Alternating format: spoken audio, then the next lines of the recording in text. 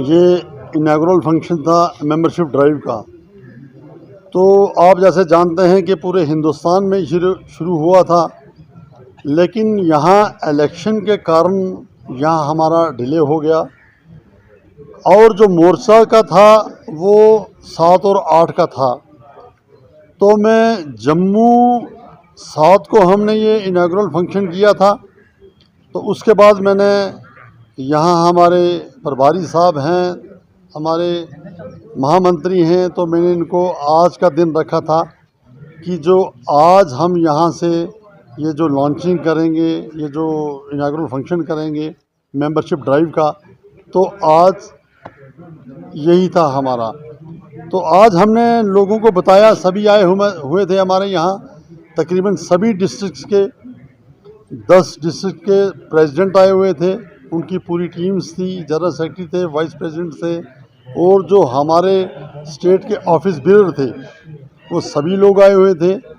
तो उनको हमने ये टारगेट दिया है, उनको बताया है, उनको हमने हर डिस्ट्रिक्ट को 4-4 हज़ार मेंबरशिप बनाने का उनको हमने एक टारगेट दिया है कि सर अगर आप देखेंगे तो पहले से जो 14 में जो हमारी इलेक्शन जहाँ हुई थी तो उससे बहुत ज़्यादा परसेंटेज हमारी बढ़ी है जो हमारी भारतीय जनता पार्टी की।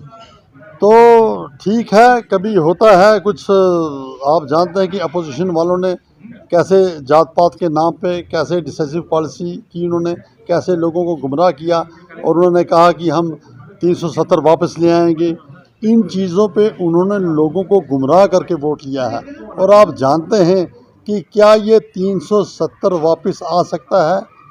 ये तो अब कफर में दफन हो चुका है। आपने देखा होगा, आपने सुना होगा कि फारूक अब्दुल्ला साहब के खुद के बयान थे, देखेंगे 100 साल लग सकता है। 100 साल कहने का क्या मतलब है? क्योंकि उनको भी पता है कि ये अब वापस नहीं आ सकता। 370 के नाम पे उन्होंने लोगों को गुमराह किया, उनसे वोट ली, और उसके बाद खुद ही फारूक साहब कह रहे हैं कि इसको 100 साल लग जाएंगे। तो ये एक कारण था, लोगों को गुमराह किया गया, लोगों से झूठी बातें की गई, लोगों को झूठे वादे दिए गए। तो यही एक कारण था कि लोग उनकी बातों में आ गए। देखिए सर, जो उन्होंने कहा था, अपने मैनिफेस्टो में कहा था, अब वो क्या कहेंगे, क्या करेंगे? अब उन्होंने लोगों को दिखाने के लिए कुछ ना कुछ तो करना था। आप जानते हैं ये रेजोल्यूशन अनकॉन्स्टिट्यूशनल है, इलीगल है, ये हो ही नहीं सकता, पॉसिबल ही नहीं है। मैं आपको ये कह रहा हूँ कि एक तरफ फारूक साहब ये कह रहे हैं कि 100 साल लग जाएंगे, देखेंगे।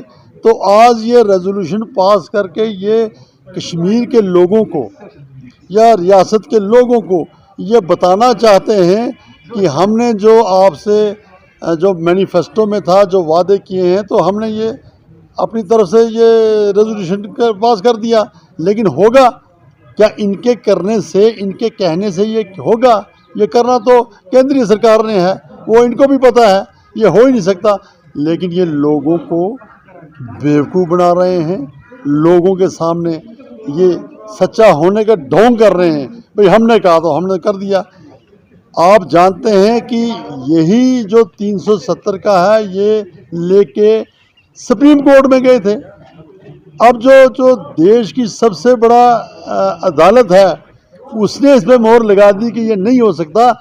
तो फिर ये लोगों से झूठ क्यों बोल रहे हैं, क्यों गुमराह कर रहे हैं, कि लोगों को बेवकूफ़ बना रहे हैं? जब सुप्रीम कोर्ट ने कह दिया तो आप क्या समझते हैं कि ये हो सकता है? ये सिर्फ़ और सिर्फ लोगों को बेवकूफ़ बनाने की एक प्रक्रिया है। आज हमने ये यहाँ से ड्राइव शुरू की है, तो हमने लोगों को ये मैसेज दिया है कि आप इन लोगों की जो जात पात पे लोगों को बांटते हैं, उनकी बातों में ना आएँ।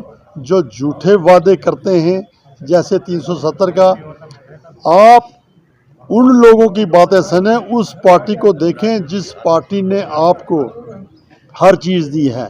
गरीब को मकान भी दिया है, गैस भी दिया है, मेडिसिन भी दी है, किसानों को भी दिया है।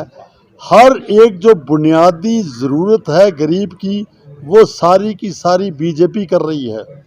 तो हम ये चाहते हैं लोगों तक आप पहुँचें, लोगों को बताएं कि अगर गरीबों के हित की कोई पार्टी है, गरीबों के लिए कोई पार्टी कुछ कर सकती है तो वो सिर्फ़ और सिर्फ भारतीय जनता पार्टी है। और ये लोग झूठे वादे करके, झूठी बातें बता के सिर्फ हुकूमत में आना चाहते हैं, हुकूमत में रहना चाहते हैं।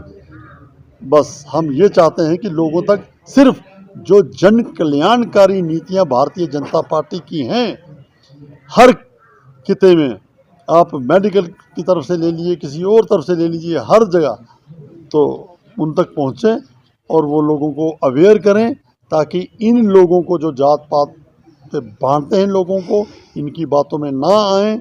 और ये हुकूमत के लिए करते हैं, इनकी बातें मत सुनें। आप उस पार्टी के साथ चलें जो गरीबों की पार्टी है, आवाम की पार्टी है, आम लोगों की पार्टी है।